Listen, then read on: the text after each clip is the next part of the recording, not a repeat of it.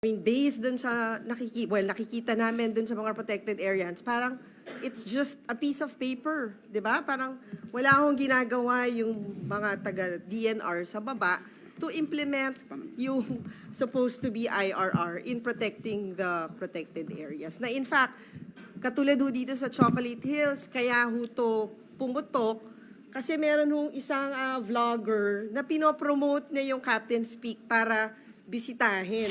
So, hindi ho totoo yung sinasabi niya na walang alam yung DNR kasi you prepare the agenda.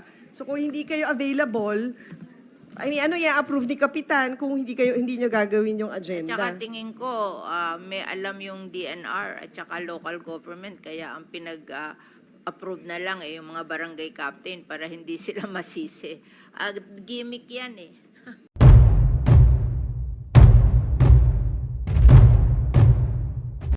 Madam Chair, will the Secretary be staying after the PowerPoint presentation or aalis na po ba siya? Be leaving at 12, di ba? Oh, so she will stay up to 12. Thank you, Madam Chair.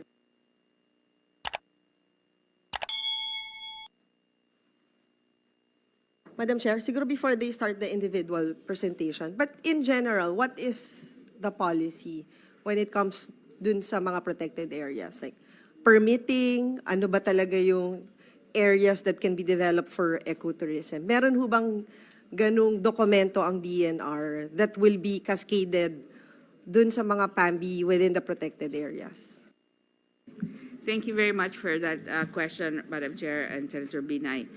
There is a policy construction, and the implementing rules and regulations of the INAIPAS are actually the guidance for the different practices and policies. There are in the protected areas multiple use zones and strict protection zones. However, there are also other rights that will need to be recognized if they preceded the enrollment in the INAIPAS list. In the case of Chocolate Hills, as you will see, Madam Chair, of the 13,900 or so hectares, about 13,500 are actually alienable and disposable prior to the enrollment of the Chocolate Hills in the INAIPAS list. So those are some of the rights that we need to contend with because there are titles that had been issued already historically. And I'll turn over to Yusek Adobo for the legal basis for that. Yeah, but the question has been answered, Madam. Yes, we have regulations to follow. And na-check nyo naman ho yung compliance because, I mean, based dun sa nakikita namin dun sa mga protected areas, parang it's just a piece of paper, di ba? Parang wala akong ginagawa yung mga taga DNR sa baba to implement yung supposed to be IRR in protecting the protected areas. Na in fact, katulad ho dito sa Chocolate Hills, kaya ho to pumutok kasi meron hong isang vlogger na pinopromote niya yung Captain's Peak para bisitahin. Di ba? Hindi pa nga dahil may concern tayong citizen to protect Chocolate Hills, but actually to protect to promote the resort. So, yun na nga, katulad doon na nasabi niyo, Secretary Loizaga, I agree with you na there are plenty of good people sa DNR, but at the moment, hindi ho natin siya nararamdaman at hindi rin ho siya nararamdaman ng ating mga kababayan. Thank you very much, Madam Chair. And to respond to that, under the INAIPAS law, the construction and the membership of the PAMBI, the Protected Area Management Board, is vital to understanding why, in fact, the management of these areas is as they are. Under the law, there is a list of who should be the members of the PAMBI.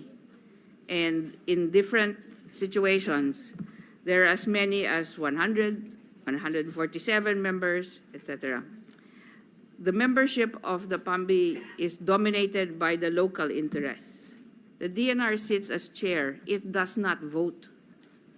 And the PAMBI can be constituted when the DNR is absent or not available because there is another pressing engagement by the majority of the members. In the case of Chocolate Hills, it was the barangay officials that actually approved the resolution.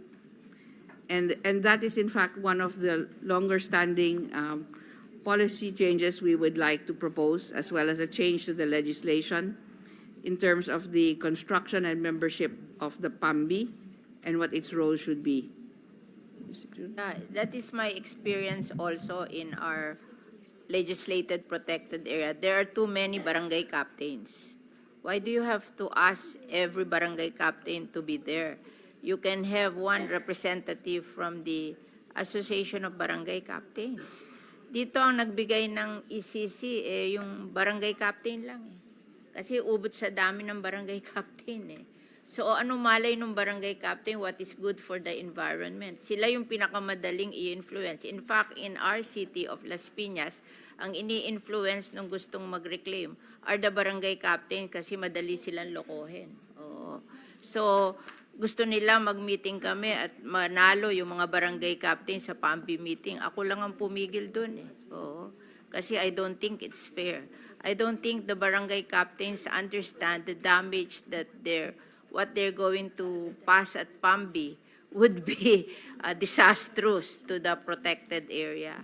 So I think I agree with you that we should change the constitution of the PAMBI to give more power to those who understand the issues. Oo, kasi hindi nila naiintindihan ng issue. Kaya katulad dito sa Chocolate Hill, ang nagbigay ng permit on behalf of the PAMBI are all barangay captains. Madam Chair, pag nagko-constitute ho ba yung PAMBI, yung barangay captain ho ba nagpe-prepare ng agenda? Hindi. Who prepares the agenda? DNR. Yung PAMO po, no? The PAMO So, serves as the secretariat. Which the is part of the- secretariat is the DNR. So, hindi ho totoo yung sinasabi niya na walang alam yung DNR kasi you prepare the agenda. So, kung hindi kayo available, I mean, ano i-approve ni Kapitan kung hindi niyo gagawin yung agenda? Tsaka tingin ko, may alam yung DNR at saka local government, kaya ang approve na lang yung mga barangay captain para hindi sila masisi. Gimmick yan eh. Oo, kaya ang pinag-approve nila ng yung mga barangay captain, kasi kung masisi yung barangay captain, walang effect yun sa kanila, di ba? Parang ginamit yung mga barangay captain to approve the PAMBI certification. Kung ikaw matalino, hindi ka papayag ng gano'n na mga barangay captain madi-decide what do you want to do with your protected area. I mean, tingin ko, kasi ang in a PAMBI meeting, ang secretariat is DNR.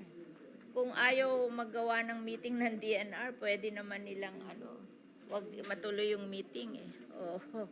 Patulad sa amin, sinabi ko sa DNR, tigilan mo ako dyan kung puro barangay captain ang haharap sa akin. Kasi member ako ng PAMBI, kaya I was asking Senator Bato na mag-active ka sa PAMBI ng Mount Apo para matakot sa'yo. Kasi pag ikaw simpleng barangay captain lang, hindi ka katatakutan eh. Kaya hindi kami nagmi-meeting ng PAMBI kasi alam ko na gagamitin nila yung mga barangay captain to approve yung whatever they want. Diba? So hindi na lang kami nag-meeting ng PAMBI. Itanong mo kay Director Kaan-Kaan, di ba sabi ko sa iyo, wag na tayo mag-meeting ng PAMBI kung yung mga barangay captain lang yan ang masusunod, di ba? Imagine, i-outvote ang senator, congressman, ang lahat ng DNR, tsaka yung mga NGO, kasi ang dami-dami nila. Like if it's 30,000 hectares, gano'ng karaming barangay captain ang kasali? Outvoted. So, ang masusunod barangay captain.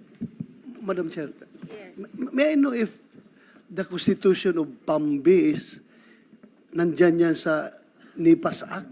Yes po. Nandyan talaga? Nasa NIPAS. So kailangan i-amend natin yung NIPAS Act na yan. That's correct po. Meron po kaming proposal, in fact, at the end of the... So Madam Chair, we would like to solicit their recommendation kung anong gusto ninyong amendment gawin natin para hindi tayo palaging ganun ang problema. Kaya sinasabi ko, kasi nakita namin dito sa Chocolate Hills, nag-approve, puro barangay captain. Wala nang iba.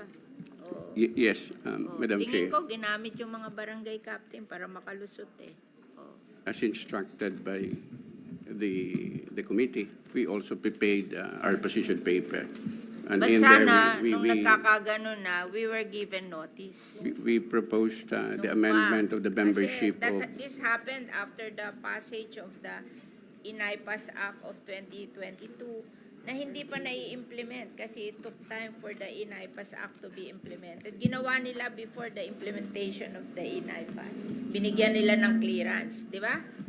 O, anong date binigyan ng clearance? Before the implementation of the Inaypas. there were, but the region can actually attest to this. Kailan no? binigyan There ng were two Parang resolutions sinircumvent passed nila yung in Inaypas, 2012 and another one in Time binigyan ng 2018. clearance. The Inaypas was passed on June 22, 2018. But to answer the question, and then, of course, to give light to the query of Senator Binay, Madam Chair, it is not all the call Attorney, of excuse the me, Madam PAMO. Chair. Ganun mo yung microphone para marinig ka. Ilapit sa bibig yan. Yes. Thank you, thank you. It is not all the call of the PAMO to initiate a meeting. Any member of the PAMB can call for a meeting when supported by the majority of its membership. A meeting can be had, an agenda can be tackled. Thank you, Madam Chair. And with the case of dun sa Chocolate Hills, who initiated the hearing? Yung barangay captain? The red of Region 7, by the authority of the Secretary, may answer the question. Yes, please answer. Yes, Madam Chair, good morning. It was the regular meeting, regular quarterly meeting. It is a scheduled meeting of the, Yeah. Called by Called- the DNR? by the PAMO, yes. So in- so sila yung gumawa ng agenda. Tama po ba? Yes. Yeah, so Yes, DNR pa din. Tama po ba, Yusek Adobo?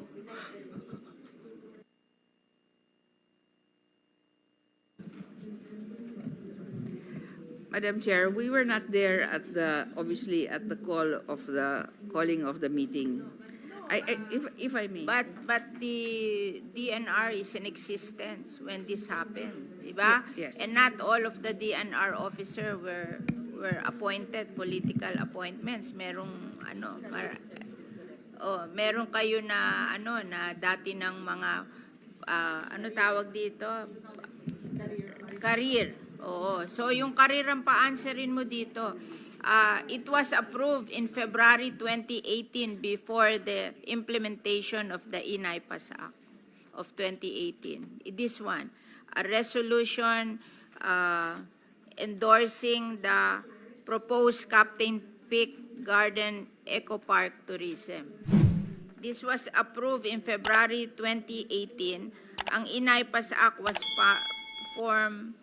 implemented in July 15, 2018.